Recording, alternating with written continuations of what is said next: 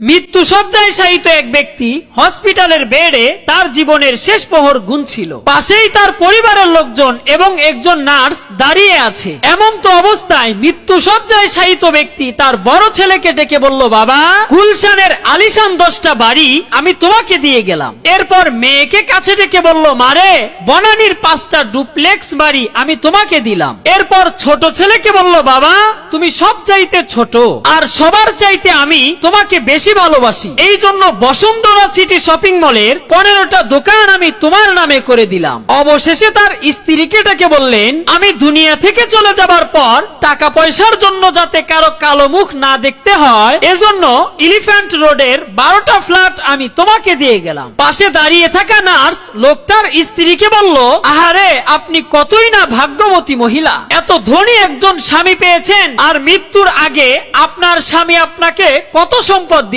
যাচ্ছে। নার্সের এই কথা শুনে লোকটার স্ত্রী বলল, কি সব যাতা বলেন, কিসের ধনী, কিসের সম্পত্তি? আমার স্বামী একজন পেপার বিক্রেতা, সকাল সকাল পত্রিকা বিতরণ করার জন্য আমাদের সবাইকে লোকেশন ভাগ করে দিচ্ছে। লোকটার স্ত্রীর এই কথা শুনে নার্স তো পুরাই অজ্ঞান।